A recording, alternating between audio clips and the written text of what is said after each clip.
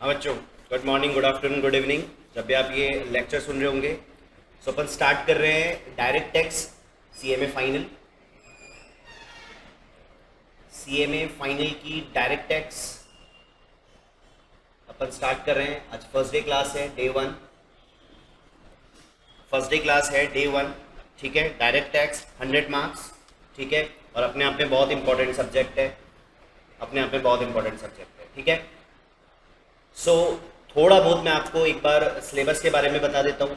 ठीक है, फिर अपन टैक्स रेट करेंगे। आज डे 1 है तो हम रेट्स को भी देखेंगे कि काफ़ी चेंजेस उसमें भी आए हैं।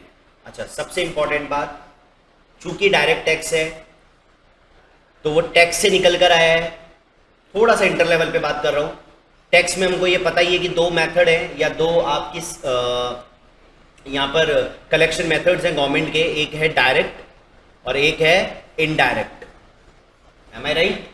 डायरेक्ट में इन्होंने इनकम टैक्स रखा हुआ है, वो टैक्स जो इनकम के ऊपर है, और इनडायरेक्ट टैक्स में जीएसटी है और कस्टम है।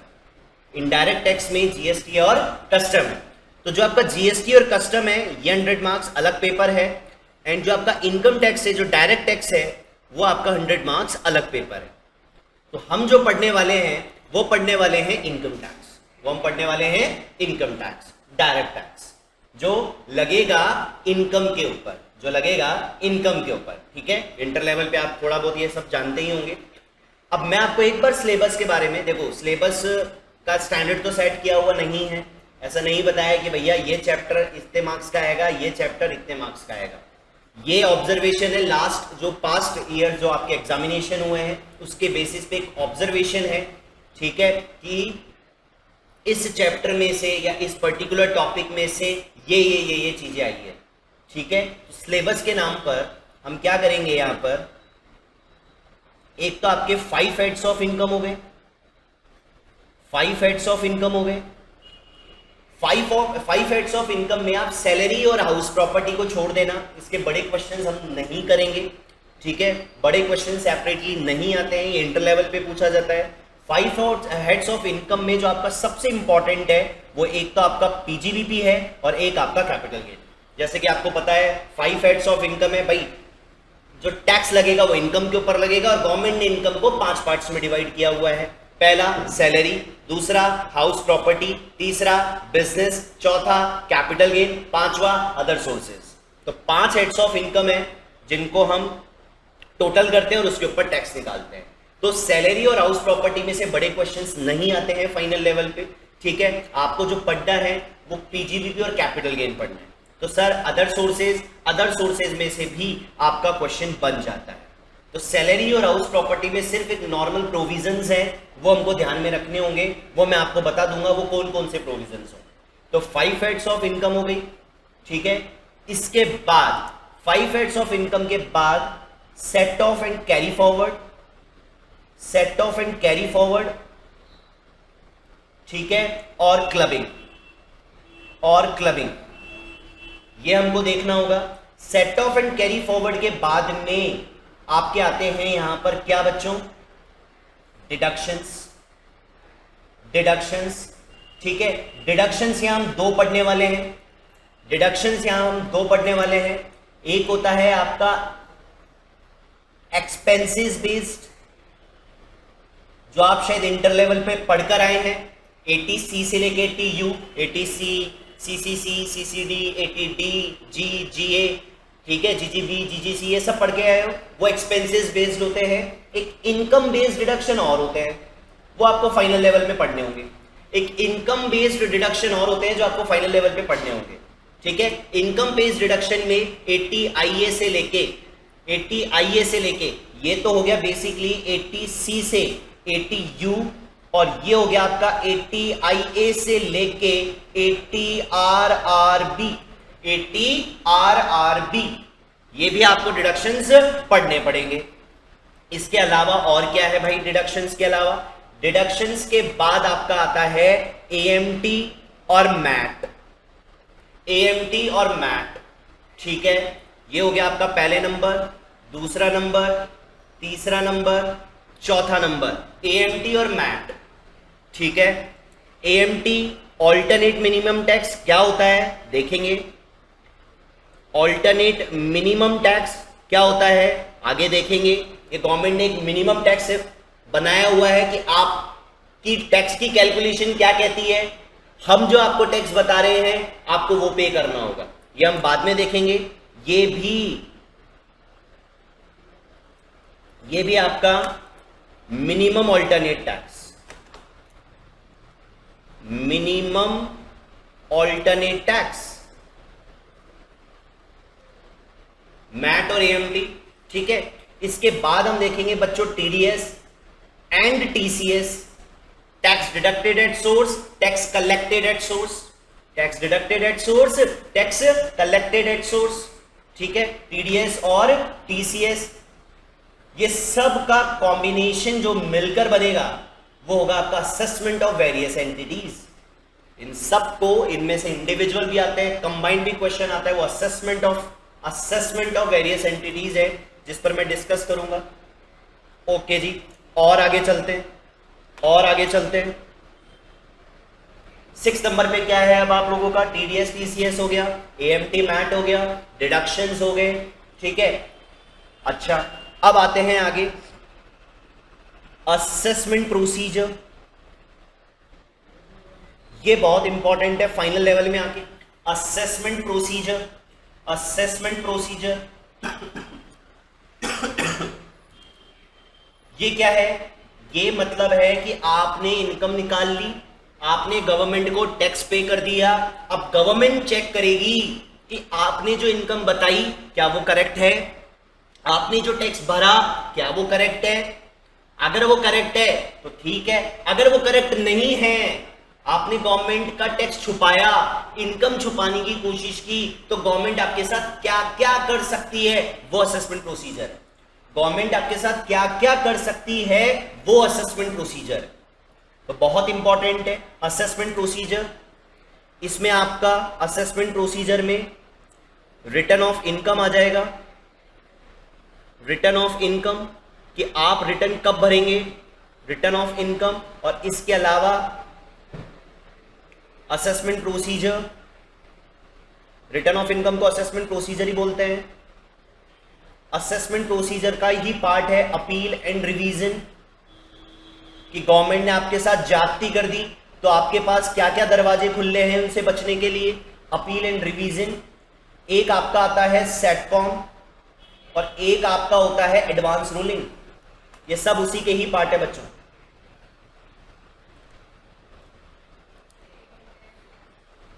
एडवांस रूलिंग,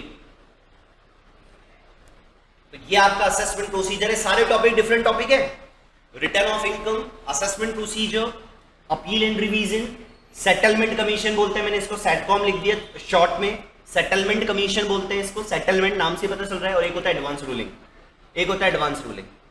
ये आपका असेसमेंट प्रोसीजर है जो हम देखने वाले हैं, जो हम देखेंगे हमारे सिलेबस में। इसके अलावा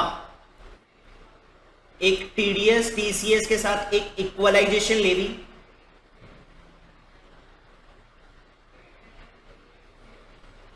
इक्वलाइजेशन लेवी,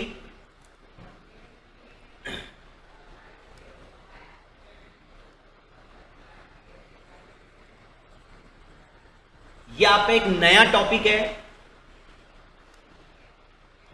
जिसको आपको टीडीएस टीसीएस के साथ ही मैं पढ़ाने वाला हूं।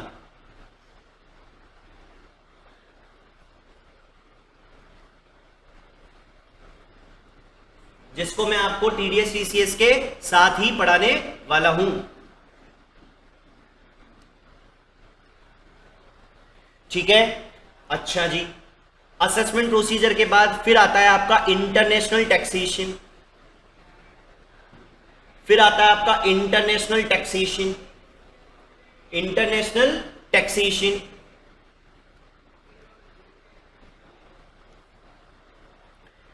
अब इंटरनेशनल टैक्सेशन में हम क्या पढ़ने वाले हैं, रेजिडेंशियल स्टेटस,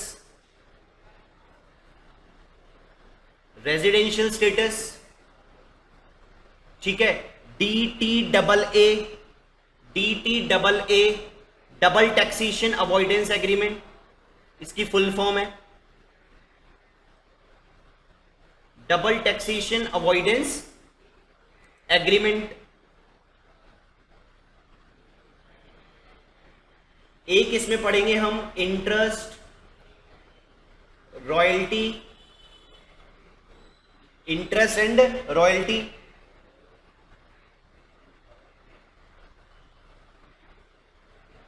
इसके बाद हम इसमें पढ़ेंगे assessment of non resident, assessment of non resident, जिसमें सब कुछ आ जाएगा, जिसमें सब कुछ आ जाएगा बचा कुचा इंटरनेशनल टैक्सेशन का, असेसमेंट ऑफ नॉन रेजिडेंट।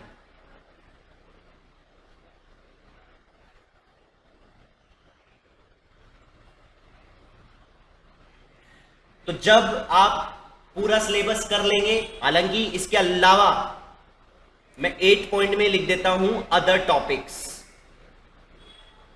छोटे छोटे टॉपिक्स और हैं, छोटे छोटे टॉपिक्स और हैं जो आप लोगों को देखने हैं, अदर टॉपिक्स, ठीक है, छोटे छोटे से टॉपिक्स है, जैसे यूलिप हो गया, कई चीजें हैं, तो मैं वो अदर में करवा दूंगा आप लोगों को, ठीक है ना। तो जब आप का कोर्स कंप्लीट हो जाएगा ना, तो आप एग्जाम टाइम में, आप एग्जाम टाइम में क्या करेंगे, एग्जाम टाइम में सब पे टिक मार के जाएंगे, PGBP done, capital gain done, other sources done, set of done, ये डन, ये डन, ये डन, ये डन, ये डन, ये एकदम ऐसे टिक करते हुए जाएंगे। तो आप ये समझ लेना आपने अपना 100% दे दिया है, आपने अपना 100% दे दिया है, ठीक है, क्लियर है यहां तक। तो ये आपका एक छोटा सा सिलेबस है, छोटा सा सिलेबस है डायरेक्ट टैक्स का, जो हम लोगों को देखना है, क्लियर है, ओके। अब बात करते हैं टैक्स की रेट की, अब बात करते हैं आज टैक्स की रेट की।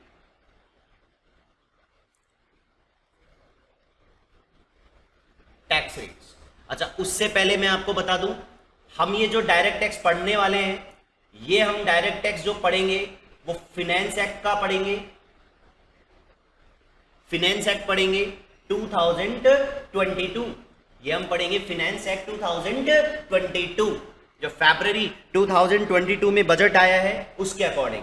तो आपका जो डायरेक्ट टैक्स में असेसमेंट ईयर होगा वो होगा 22-23, और जो आपका प्रीवियस ईयर होगा वो क्या होगा बच्चों, 21 एंड 22, 21 एंड 22, क्लियर है यहां तक, ठीक है।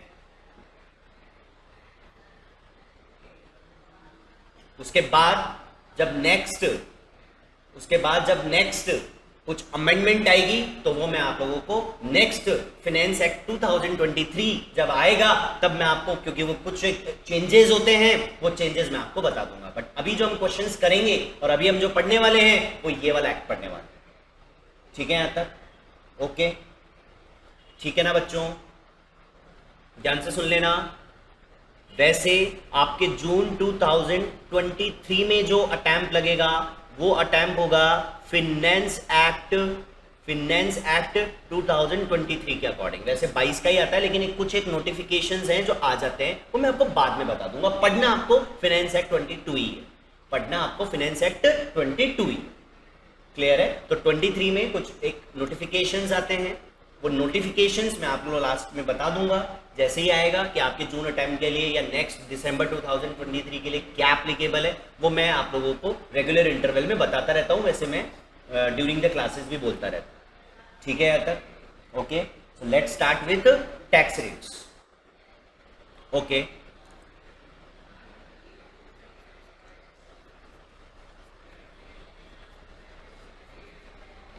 टैक्स रेट्स से पहले हम ये जान लें कि हम टैक्स रेट पढ़ने किस किस की वाले हैं, पढ़ने किस किस की वाले हैं। उससे पहले मैं पता होना चाहिए कि असेसी क्या है। असेसी एक पर्सन होता है। असेसी कौन होता है, यहां हम बार बार डायरेक्ट टैक्स में एक वर्ड यूज करेंगे, असेसी असेसी असेसी। असेसी एक पर्सन होता है। पर्सन कौन होते हैं, पर्सन साहब इंडिविजुअल होते हैं,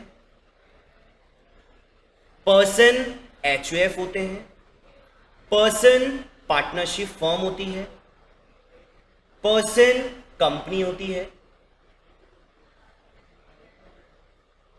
पर्सन एओपी होता है, association of person, person BOI होता है, body of individual, person artificial judicial person, artificial judicial person. ये होते हैं पर्सन।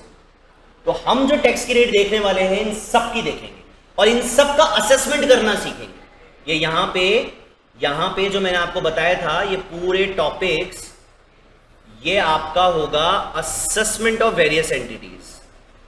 तो मैंने देखो वर्ड यूज किया है assessment of various entities, various entities. तो आपको क्या करना है, यहां असेसी में हमें individual, HUF, partnership firm, company, AOP, BOI और आर्टिफिशियल जुडिशियल पर्सन, इन सब को ही यहां वेरियस एंटिटीज बोला जा रहा है, वेरियस एंटिटीज बोला जा रहा है। ठीक है यहां तक? तो टैक्स रेट हम वेरियस एंटिटीज का पढ़ने वाले हैं और वेरियस एंटिटीज में individual, HUF, partnership firm, company, AOP, AOP की फुल फॉर्म क्या हो गई, एसोसिएशन ऑफ पर्सन, और बीओआई की क्या हो गई, body of individual, body of individual. और एक हो गया आर्टिफिशियल जुडिशियल पर्सन, वो उसका आता नहीं। ठीक है? तो आपकी कोऑपरेटिव सोसाइटी, ट्रस्ट, ये सब एओपी बीओआई में आती है, तो मैं लिखवा नहीं रहा हूं कि कोऑपरेटिव सोसाइटी, ट्रस्ट की सर ये भी तो एंटिटी होती है, ये एओपी बीओआई का पार्ट होता है। ये भाई इंडिविजुअल क्या है आप भली बात ही जानते हैं, if a single person earning income.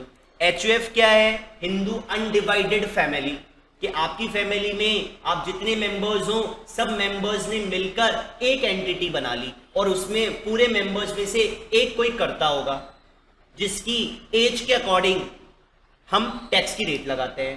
Partnership firm, when 2 or more partners doing business and made partnership deed, वो पार्टनरशिप डीड बनाते हैं। कंपनी हो गई आपकी दो, एक हो गई प्राइवेट लिमिटेड और एक हो गई लिमिटेड। एक 1 पर्सन कंपनी और है जो आप उसमें फाउंडेशन में पढ़कर आए होंगे, तो ये सब कंपनी होती है। तो आपका कोऑपरेटिव सोसाइटी, ट्रस्ट, ये एओपी में आता है। कोऑपरेटिव सोसाइटी, ट्रस्ट, ये एओपी में आता है। एसोसिएशन ऑफ पर्सन में आता है। ठीक है? ओके। तो आर्टिफिशियल जुडिशियल पर्सन की इसके अलावा कोई पता नहीं चल रहा है कि नेचर ऑफ पर्सन क्या है, तो वो आर्टिफिशियल जुडिशियल पर्सन। क्लियर है यहां तक? ठीक है? आपका जो सीएमए इंस्टीट्यूट है, सीए इंस्टीट्यूट है, सीएस इंस्टीट्यूट है, they all are AOP, association of person, they all are AOP, association of person। ठीक है बच्चों? Okay, so let's start with tax rate of individual, let's start with tax rate of individual। ठीक है यहां तक? चलिए, तो अब हम टैक्स की रेट पढ़ते हैं इंडिविजुअल के लिए। इंडिविजुअल के लिए अब इंडिविजुअल की टैक्स की रेट को इन्होंने 2 स्कीम में डिवाइड किया हुआ है बच्चों। इंडिविजुअल की टैक्स रेट को इन्होंने 2 स्कीम में डिवाइड किया हुआ है। एक किया हुआ है ओल्ड स्कीम और एक किया हुआ है न्यू स्कीम। एक किया हुआ है ओल्ड स्कीम और एक किया हुआ है न्यू स्कीम। और न्यू स्कीम में इन्होंने एक सेक्शन इंट्रोड्यूस कर दिया 115 बीएसी। 115 BAC new scheme. तो हम इंडिविजुअल की टैक्स रेट जो पढ़ेंगे वो ओल्ड के हिसाब से और नए के हिसाब से, दोनों के हिसाब से पढ़ेंगे। सर क्वेश्चन किससे करना है?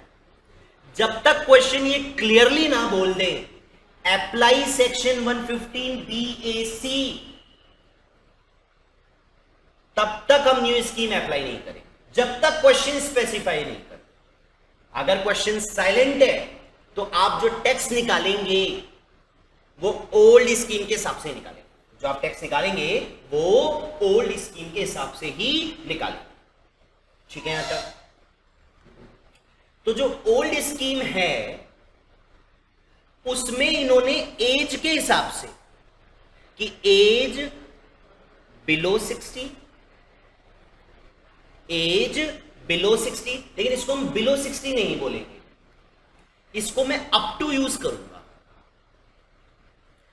बोलने में तो सब लोग ऐसे ही बोलते हैं 60 से कम, 60 से कम, लेकिन बच्चों ये एज अप टू 60 है, फिर 61 से 80 की एज अलग है, और अबव 80 इन्होंने टैक्स की रेट ओल्ड स्कीम के हिसाब से अलग रखी हुई। तो age up to 60, 61 to 80 and above 80 old scheme के अकॉर्डिंग टैक्स की रेट। ये तो आप इंटर लेवल पे पढ़ के ही आए हैं, ये तो आप इंटर लेवल पे पढ़ के ही आए हैं।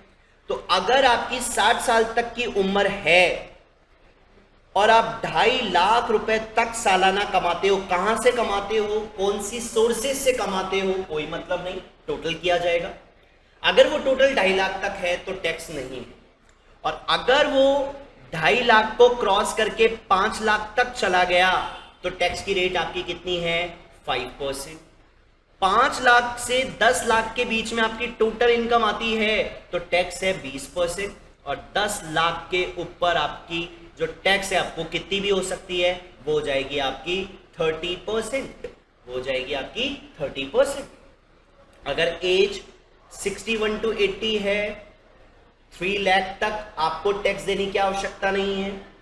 3 लाख से लेके 5 लाख तक 5% है, 5 लाख से लेके 10 लाख तक ये 20% है, और 10 लाख के ऊपर आपका जो टैक्स लगेगा वो 30% लगेगा।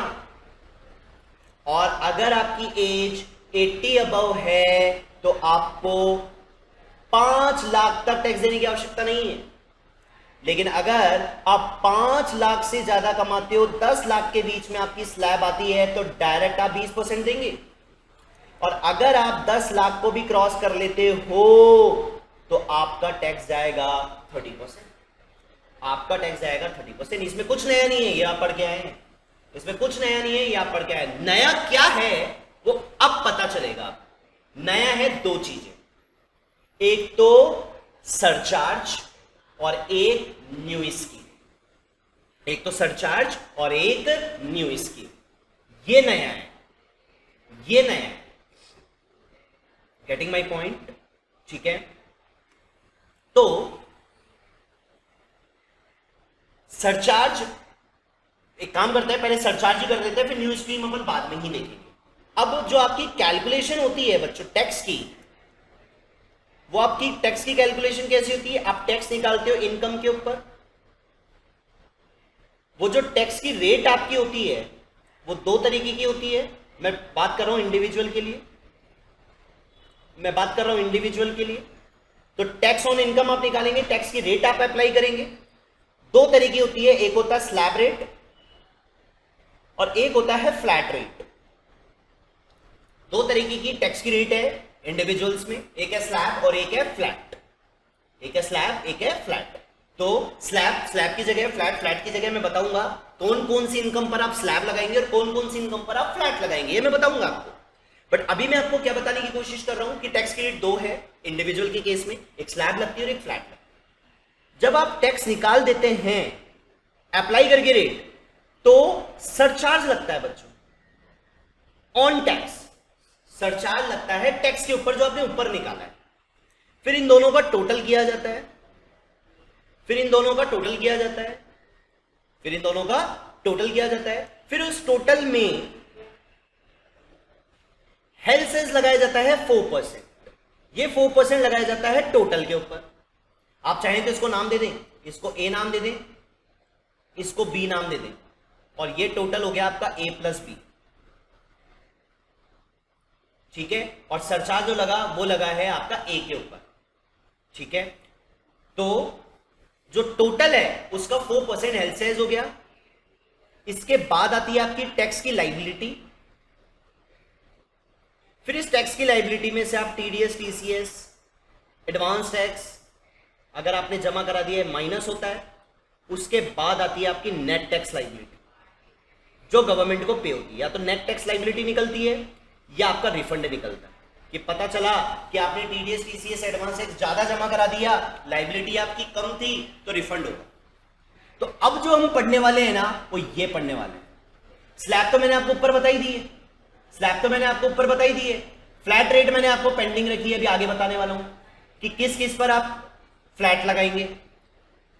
फिक्स है, इनकम फिक्स है, जिस पर आप फ्लैट लगाएंगे उसको छोड़ के सब पे स्लैब लगती है, उसको छोड़ के सब पे क्या लगेगी, स्लैब लगेगी। ठीक है यहां तक बच्चों? ओके, तो अब मैं जो आप लोगों को लिखाने वाला हूं वो सरचार्ज लिखाने वाला हूं। अब जो मैं आपको लिखाने वाला हूं वो क्या लिखाने वाला हूं, सरचार्ज। फिर इनके क्वेश्चंस भी करेंगे, फिर इनके क्वेश्चंस भी करेंगे। बट आज मेरा जो टारगेट है आप लोगों को थोड़ा बहुत आपको टैक्स की रेट की नॉलेज देना है। ठीक है, so let's start with surcharge. अच्छा, मैं आपको एक चीज और बता दूं बच्चों,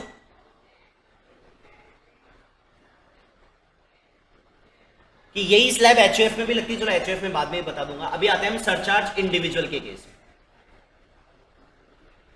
सरचार्ज इंडिविजुअल के केस में अब इन्होंने यहां गजब का चेंज किया। This is most important.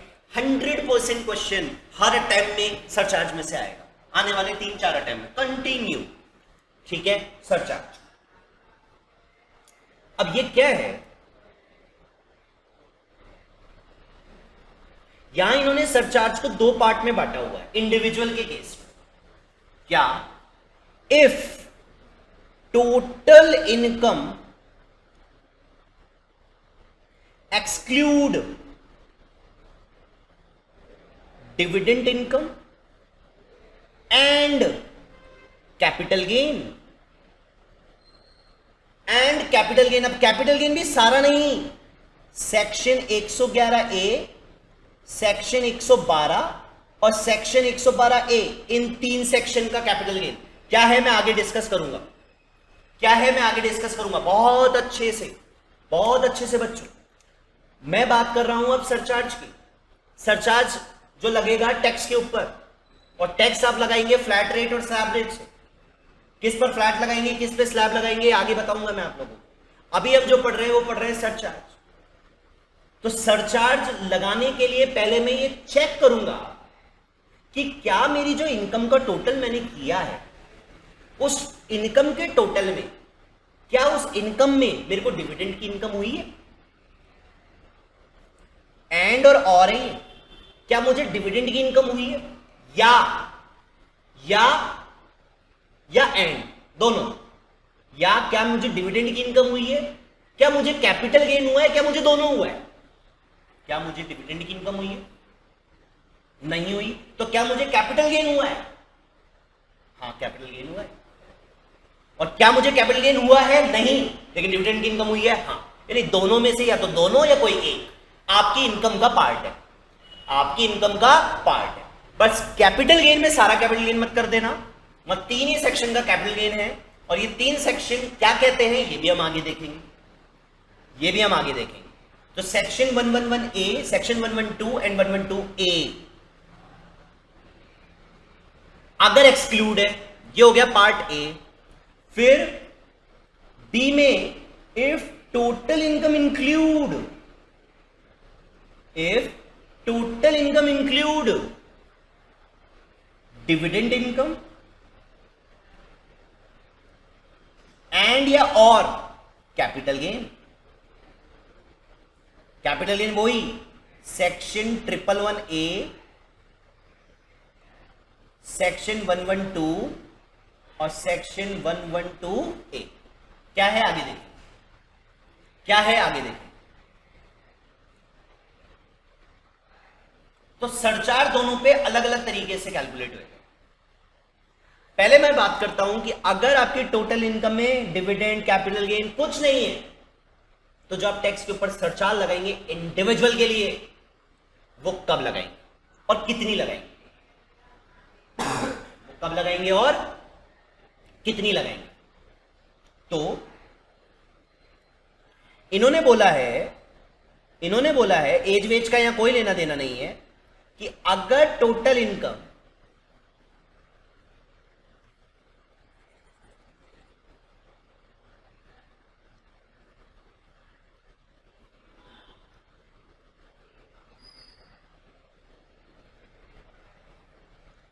If total income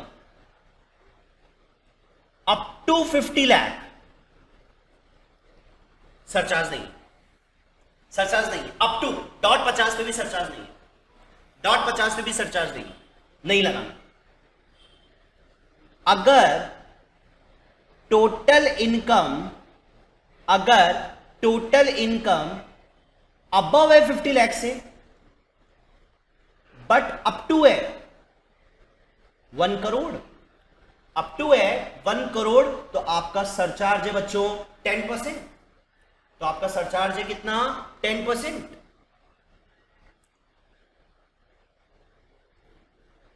if total income above 1 crore but up to 2 crore, तो आपका सरचार्ज है 15%। तो आपका सरचार्ज है 15% टैक्स के ऊपर। If total income above 2 crore but up to 5 crore, तो आपका सरचार्ज है बच्चों 25%, 25%। ये ए हो गया, ये बी हो गया, ये सी हो गया, ठीक है। और अगर आपकी टोटल इनकम 5 करोड़ को भी क्रॉस करती है, if total income above 5 crore, तो आपका सरचार्ज है 37%। तो फिर आपका सरचार्ज है कितना? 37%। तो बच्चों ये सरचार्ज है 10, 15, 25, 37, 10, 15, 25, 37, सीधे सीधे। कब है ये? जब आपकी इनकम में कौन सी इनकम शामिल नहीं है? ना डिविडेंड है ना कैपिटल गेन, ना डिविडेंड है ना कैपिटल गेन, तब है ये आप, तब है ये आपका। ठीक है यहां तक ओके बच्चों, यहां तक कोई दिक्कत? ठीक है, साथ के साथ हम नोट करते ही जा रहे हैं, कोई दिक्कत है नहीं, साथ के साथ हम नोट करते जा रहे हैं, कोई दिक्कत है नहीं। अब आ जाओ आप नेक्स्ट।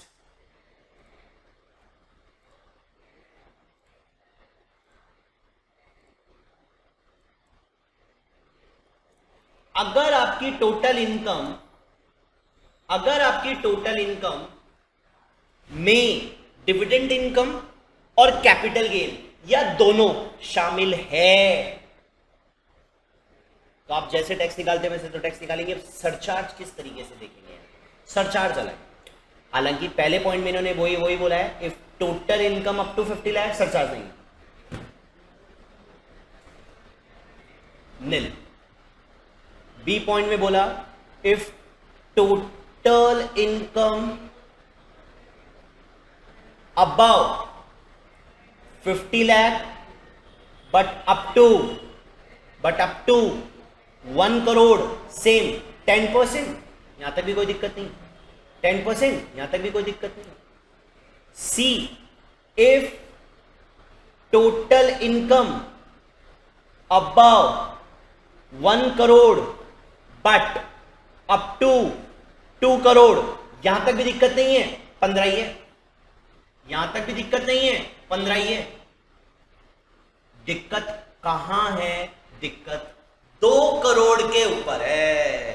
दिक्कत कहां है? दिक्कत 2 करोड़ के ऊपर है कि अगर आपकी टोटल इनकम 2 करोड़ से ज्यादा है और आपकी टोटल इनकम में डिविडेंड और कैपिटल गेन शामिल है, डिविडेंड और कैपिटल गेन शामिल है। डिविडेंड क्या होता है, कैपिटल गेन क्या होता है, ये हम आगे देख लेंगे, बट इतना आप लोगों को पता ही इंटर लेवल पे डिविडेंड क्या होता है, कैपिटल गेन क्या होता है। एक हेड ऑफ इनकम है कैपिटल गेन, जो शेयर मार्केटिंग पे लैंड और बिल्डिंग को, मूवेबल और इमूवेबल प्रॉपर्टी को बेचने से आता है।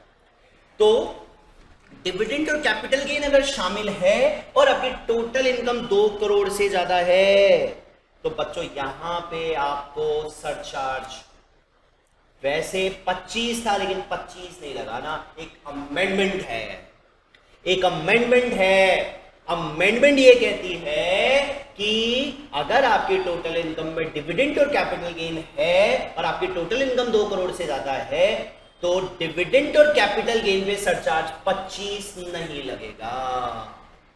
इन्होंने डिविडेंड के ऊपर और कैपिटल गेन के ऊपर सरचार्ज को रेस्ट्रिक्ट कर दिया। इन्होंने डिविडेंड के ऊपर और कैपिटल गेन के ऊपर सरचार्ज को रेस्ट्रिक्ट कर दिया 15%, कि 15% से ज्यादा सरचार्ज नहीं लगेगा डिविडेंड और कैपिटल गेन के ऊपर। 15% से ज्यादा का सरचार्ज नहीं लगेगा डिविडेंड और कैपिटल गेन के ऊपर। तो इफ टोटल इनकम एक्सीड मतलब बढ़ गया 2 करोड़ से, एक्सीड 2 करोड़, तो यहां अब आप क्या करेंगे, यहां अब आप डिविडेंड कैपिटल गेन और इसको छोड़ के बाकी की इनकम, इन तीनों पे सरचार्ज अलग अलग लगाएंगे, क्योंकि डिविडेंड और कैपिटल गेन पे तो सरचार्ज 15 ही है। 2 करोड़ होने के बावजूद भी उसमें 25 नहीं लगेगा। तो on tax computed on dividend surcharge कितना लगेगा बच्चों, 15 ही लगेगा सरचार्ज। अरे यारा, सरचार्ज कितना लगेगा, ये इस पे क्लिक हो जाता है, 15 ही लगेगा। ऑन टैक्स कंप्यूटेड, भाई टैक्स के ऊपर ही लगाओगे ना। ऑन कैपिटल गेन सरचार्ज कितना लग रहा है, 15% ही लग रहा है। देखो 25 से ही लगा रहा हूं, 15 ही लगा रहा हूं, because restricted to 15%, because restricted to 15%। ठीक है, उसके बाद अब हम बैलेंस इनकम निकालेंगे। For balance income, for tax on balance income, जब बैलेंस इनकम की बात करता हूं, अब ये कैसे निकालेंगे, टोटल इनकम में से 2 चीजें माइनस कर दो, क्योंकि उसके ऊपर आपने सरचार्ज लगा दिया है, एक तो डिविडेंड और एक कैपिटल गेन, शॉर्ट में लिख रहा हूं सीजी कैपिटल गेन। तो वो बैलेंस इनकम, वो कैसे निकालेंगे बैलेंस इनकम, वो कैसे निकालेंगे बैलेंस इनकम, टोटल इनकम जो आपकी है उसमें से डिविडेंड और कैपिटल गेन को हटा दो, उसमें से डिविडेंड और कैपिटल गेन को हटा दो। इफ बैलेंस इनकम, और अगर वो बैलेंस इनकम 2 करोड़ तक है तो सरचार्ज 15 ही चलने दो। लेकिन इफ बैलेंस इनकम, टैक्स नहीं income, if balance income, surcharge 15% तो टैक्स भी लगाओगे, बट 15% लगाने के लिए इनकम का टोटल देखना, टैक्स का नहीं। तो if balance income about 2 crore but up to 5 crore, surcharge कितना लगाओगे, 25%, और अबव 5 करोड़ पे 37%। तो बैलेंस इनकम पर तो वैसे ही लगता जाएगा, लेकिन डिविडेंड और कैपिटल गेन पे surcharge is restricted to 15%, surcharge is restricted to 15%। ये है आपका, ठीक है, ये सरचार्ज है, इसके हम क्वेश्चन करेंगे। अभी हम सिर्फ और सिर्फ एक बार नोट्स बनाने की कोशिश कर रहे हैं, एक बार आप लिख लें, इसका क्वेश्चन अपन नेक्स्ट डे 2 वाली क्लास में देखने वाले हैं कि सरचार्ज की कैलकुलेशन कैसे की जाती है, सरचार्ज की कैलकुलेशन कैसे की जाती है। ठीक है यहां तक, ओके, ठीक है। न्यू स्कीम भी हम बाद में देखेंगे, जब हम सरचार्ज की कैलकुलेशन करना सीख लेंगे तब हम न्यू स्कीम के हिसाब से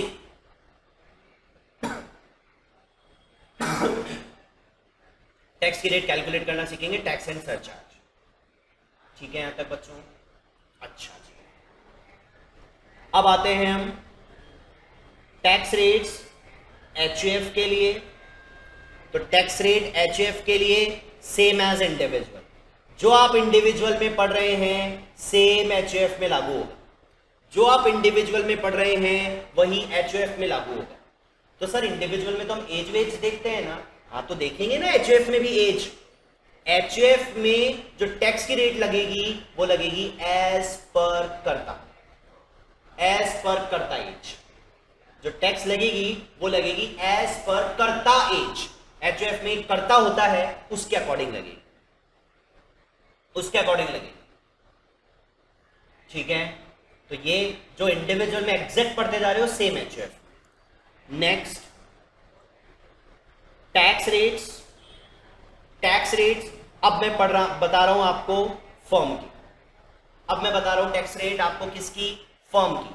तो फर्म की जो रेट ऑफ टैक्स है वो एक ही है, फ्लैट रेट इन्होंने फर्म में दी हुई है, दैट इज 30%।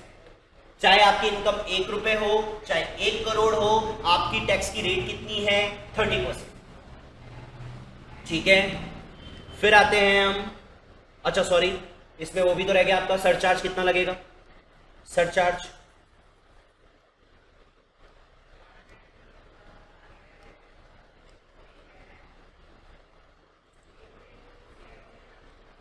यहां सरचार्ज कितना है बच्चों, यहां सरचार्ज कितना है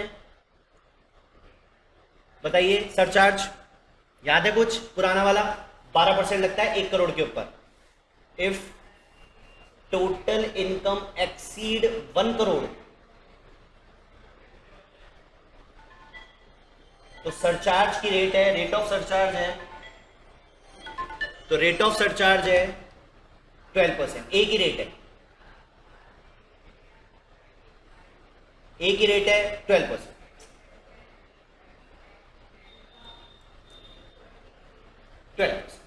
if total income exceed 1 crore rate of surcharge 12%। याद रहे सरचार्ज लगेगा टैक्स के ऊपर ही, ठीक है। फिर आते हैं हम टैक्स रेट्स कंपनी के लिए। टैक्स रेट कंपनी के लिए, अब कंपनी में इन्होंने क्या है, पब्लिक लिमिटेड प्राइवेट लिमिटेड ऐसा तो इन्होंने रखा नहीं है, इन्होंने रखा है डोमेस्टिक कंपनी, इंडियन कंपनी जिसे आप बोलते हैं, और एक हो गई आपकी फॉरेन कंपनी। एक हो गई डोमेस्टिक कंपनी और एक हो गई फॉरेन कंपनी, उसके हिसाब से रखा है, उसके हिसाब से रखा, ठीक है, ठीक है। अब डोमेस्टिक कंपनी के केस में रेट ऑफ टैक्स क्या रखी है इन्होंने, डोमेस्टिक कंपनी के लिए 30% है और फॉरेन कंपनी के लिए 40% है। 30% है और फॉरेन कंपनी के लिए 40% है, फ्लैट एक ही रेट है। सरचार्ज, सरचार्ज में इन्होंने if total income above 1 crore but up to 10 crore, तो डोमेस्टिक कंपनी में सरचार्ज इन्होंने कितना रखा है 7% और फॉरेन कंपनी में इन्होंने रखा है 2%। और if total income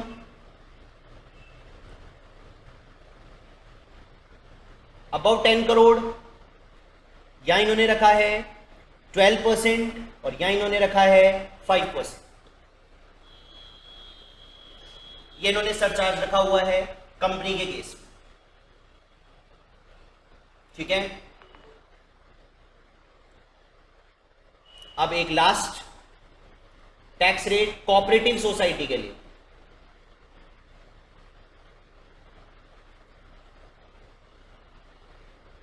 cooperative society के लिए, कोऑपरेटिव सोसाइटी के लिए इन्होंने बोला है कि अप टू 10,000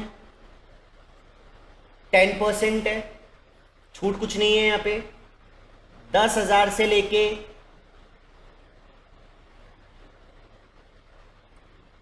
10,000 टू 20,000 लिख देता हूं मैं इसको। 10,000 नहीं, इसको ऐसे नहीं, 10 अप टू, वहां पर अप टू 10 है ना,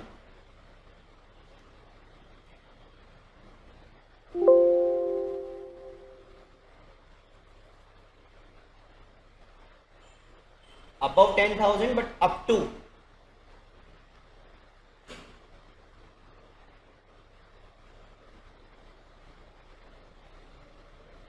and up to 20,000 20% टैक्स रखा है और above 20,000 इन्होंने टैक्स की रेट रखी है 30%। सरचार्ज में तो गजब बात बोल रहा है, surcharge if total income above 1 crore,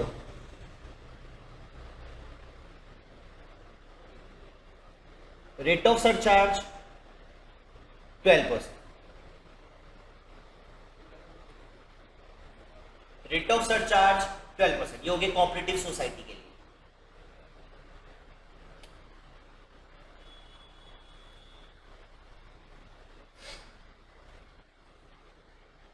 ठीक है,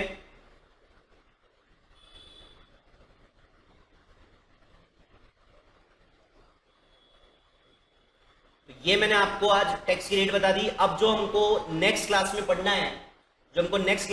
है, वो एक तो हम न्यू स्कीम पढ़ेंगे, 115 BAC की, ठीक है, और साथ में सरचार्ज के क्वेश्चन करेंगे। और फ्लैट रेट किस किस इनकम पर लगती है मैं वो भी आपको स्ट्रेट फॉरवर्ड बता दूंगा। फ्लैट रेट किस किस इनकम पर लगती है ये भी मैं आपको स्ट्रेट फॉरवर्ड बता दूंगा। तो नेक्स्ट जो हम करने वाले हैं वो, अब हम एक काम करते हैं, कल आते ही हम पहले सरचार्ज की कैलकुलेशन करना सीख लेते हैं। मैं फिर से एक बार सरचार्ज आपको बता देता हूं कि भाई इंडिविजुअल में ओल्ड स्कीम और न्यू स्कीम है। न्यू स्कीम सेक्शन 115 BAC में है। ये तभी लगेगी जब क्वेश्चन आपको कहेगा, अदरवाइज आपको ओल्ड स्कीम ही अप्लाई करनी है आपके फाइनेंस एक्ट में और आपके इस अटेम्प्ट के लिए, नेक्स्ट अपकमिंग अटेम्प्ट के लिए।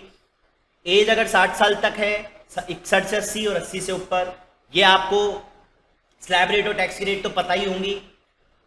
इसके ऊपर हम टैक्स निकालेंगे इनकम के ऊपर दो तरीके से, कुछ पर हम स्लैब लगाएंगे, कुछ पर हम फ्लैट लगाएंगे, टोटल कर लेंगे। उस टोटल के ऊपर हम सरचार्ज लगाएंगे, उस टोटल टैक्स के ऊपर हम सरचार्ज लगाएंगे, फिर इन दोनों का टोटल करेंगे और हेल्थ सेस लगाएंगे। तो मैंने ये आपको बताया कि सरचार्ज जो लगेगा वो सरचार्ज आपका डिपेंड करता है कि आपकी टोटल इनकम में क्या शामिल है,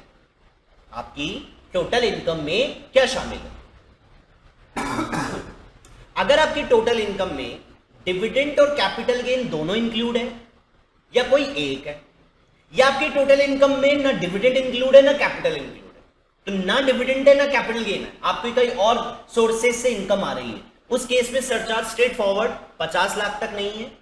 50 से 1 करोड़ पे 10% है टैक्स के ऊपर, 1 करोड़ से 2 करोड़ तक 15% है टैक्स के ऊपर, 2 करोड़ से 5 करोड़ तक 25% है टैक्स के ऊपर, और 5 करोड़ के ऊपर 37% है टैक्स के ऊपर। कब है? जब ना तो डिविडेंड है आपको और ना कैपिटल गेन हुआ है आपको। लेकिन अगर आपको दोनों में से कोई एक हो गया या दोनों हो गए, तो उस केस में 2 करोड़ तक तो कोई दिक्कत नहीं है, आपका प्रोसीजर सेम चलेगा। 50 लाख तक कुछ नहीं है, 50 से 1 10%, 1 से 2 15%। लेकिन अगर आपकी टोटल इनकम 15 करोड़ को क्रॉस कर गई तो कायदे से आप 25 वाली स्लैब में आ रहे हो, लेकिन गवर्नमेंट ने यहां रेस्ट्रिक्ट कर दिया डिविडेंड और कैपिटल गेन को कि डिविडेंड और कैपिटल गेन पे सरचार्ज 15 से ज्यादा नहीं लगेगा। तो मैंने यहां पर क्या किया, उस टोटल इनकम में से डिविडेंड का टैक्स अलग निकाला, कैपिटल गेन का टैक्स अलग निकाला, और दोनों टैक्स पे 15% का क्या लगा दिया, सरचार्ज लगा दिया दोनों के ऊपर। फिर मैंने चेक किया मेरी बैलेंस इनकम अब बच कितनी रही, दोनों की इनकम को हटा के मेरी बैलेंस इनकम कितनी बच रही है। अगर मेरी बैलेंस इनकम 2 करोड़ तक आती है, मान लो 1 लाख भी आ गई, तो आप ऐसा नहीं सोचेंगे अरे 1 लाख आ रही है तो सरचार्ज नहीं लगाना, क्या सरचार्ज 1 रुपए भी आ गई तो सरचार्ज तो लगाना है, 1 रुपए भी आ गई तो सरचार्ज लगाना है। कितना सरचार्ज लगाना है? 15%। यानी 2 करोड़ तक अगर आपकी बैलेंस इनकम होती है डिविडेंड और कैपिटल गेन को हटा के, तो 2 करोड़ तक आप कितना लगाएंगे? 15%।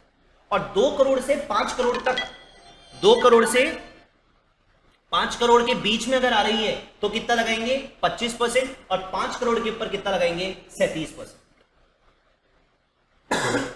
ठीक है यहां तक? ओके। सेम इंडिविजुअल के लिए और एचएफ के लिए सेम सारी चीज चलती है। फॉर्म के केस में एक ही रेट है 30%, कोई भी इनकम हो। सरचार्ज इनका 1 करोड़ के ऊपर कितना भी इनकम हो एक ही रेट है 12%। कंपनी में इन्होंने डोमेस्टिक और फॉरेन को अलग अलग किया हुआ है। डोमेस्टिक में 7 और 12 है, फॉरेन में 2 और 5 है, 1 से 10 और 10 से ऊपर, 10 करोड़ से ऊपर, और कोऑपरेटिव सोसाइटी। तो ये आपकी मैंने टैक्स की रेट करा दी। अब जो हमें कल पढ़ना है, जो हम कल देखने वाले हैं, वो कल हम क्या क्या देखने वाले हैं बच्चों, ये आपका सिलेबस है ही। बच्चों प्लीज ये सारा नोट कर लेना, ईच एंड एवरीथिंग नोट कर लेना, क्योंकि होता ये है कि जब मैं बड़े क्वेश्चन कराने जाता हूं आप लोगों को वो बड़े लेवल की चीजें तो याद होती है, पता चलता है आपको टैक्स की रेट में झोल हो गया है। तो आप वो चीज ना करें। तो कल हम जो पढ़ने वाले हैं, हाउ टू कैलकुलेट सरचार्ज,